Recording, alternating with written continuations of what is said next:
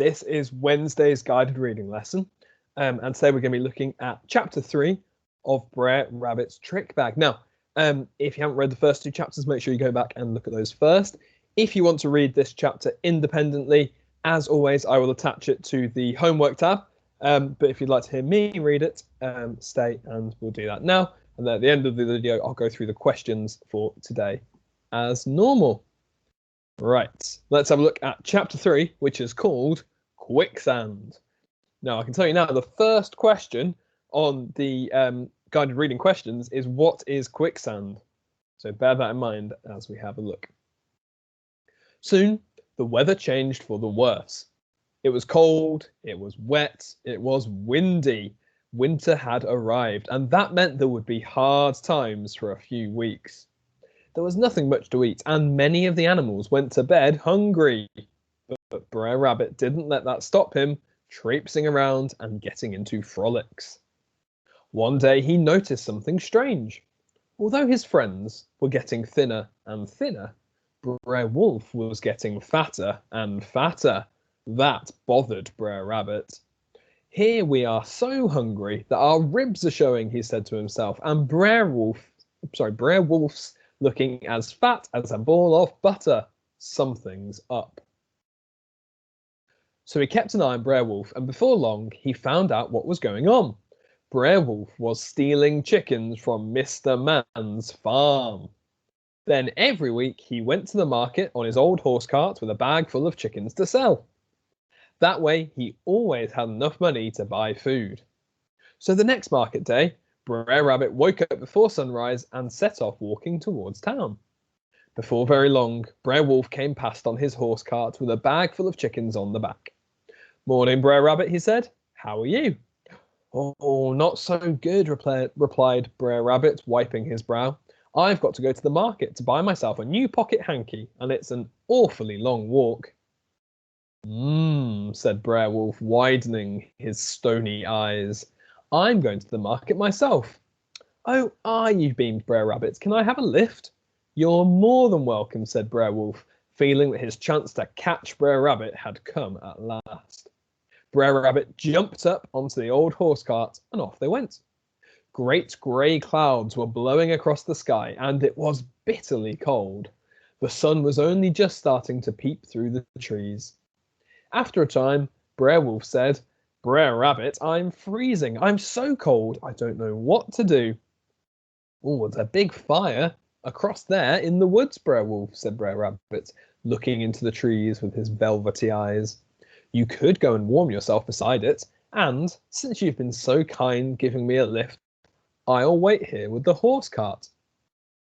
Brer Wolf looked at the red glow of the sun through the trees, and he thought that it was a fire. "That's a good idea," he said. He jumped down and went swishing off through the wet leaves towards the sunrise. As soon as he had gone, Brer Rabbit hopped off the cart and cut the tails off the horses. He hid the horses and the cart in some bushes. Then he stuck the tails down deep into the mud and stood holding them. After a while, Brer Wolf came back, huffing and puffing. "Did you warm yourself up?" asked Brer Rabbit.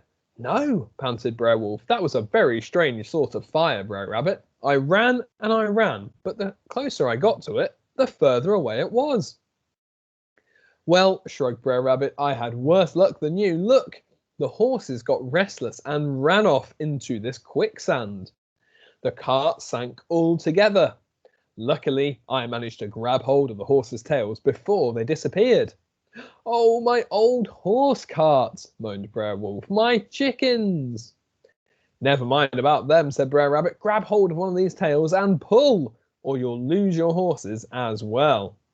So Brer Wolf grabbed hold of a tail and the two of them pulled. "I think mine's coming," said Brer Wolf, gritting his teeth. "So's mine," said Brer Rabbit. Suddenly, both the tails came flying out of the mud. Brer Wolf looked down at the tails. Then he looked across at Brer Rabbit. Brer Rabbit scratched his head. "Well, I never," he said. "We pulled so hard that their tails came right off."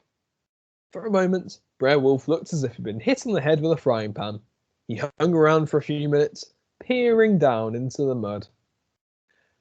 But what with the cold wind, it wasn't very long before he gave up and went home. Brer Rabbit waited until he was out of earshot. Then he got the horse cart out of the bushes and drove it away with the bag full of chickens still in the back. When he got home, he invited all his friends round for a party. Brer Terrapin came, Little Mr. Cricket, Brer Billy Goat, and Mr. Benjamin Ram. They danced so much they nearly fell through the floorboards. Brer Rabbit's wife cooked the chickens, and that night none of them went to bed hungry. And that is the end of chapter 3. So let's have a quick look at these questions then that you're going to have to tackle in a moment. So as I said, the first question, what is quicksand? So if you didn't know at the start of the chapter, hopefully you spotted it as I was reading the story.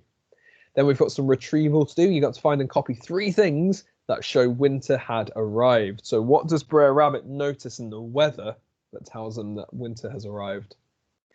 How is Brer Wolf getting so fat? What's he doing that's getting him fat? Number 4, why does Brer Wolf give Brer Rabbit a lift on his cart? Remember, he's not a very nice animal, Brer Wolf, so why is he giving Brer Rabbit a lift? And then if you have a look at page 45, it says, for a moment, Brer Wolf looked like he'd been hit on the head with a frying pan. How is he feeling? It's a bit of a strange expression, isn't it? Felt like he'd been hit on the head with a frying pan. How is he feeling? Number 6, you need to do some inference here. Do you think Brer Rabbit is a kind friend? And then you need to say why or why not. So you got to justify your answer, explain what you mean, make sure you use the space I've given you. For number 7, you've got some summarizing to do. So we've got chapter 3. Can you put the sentences in order? What happens first? What happens second, third, fourth, and fifth? And then finally, for number 8, some predicting. What will Brer Wolf do next? Remember, he's been tricked a couple of times now. He won't be feeling very happy with Brer Rabbit. What is he going to do next, do you think? As ever, when you have finished your guided reading learning, please send your answers to your teacher on eSchools, and I will see you all later. Bye-bye.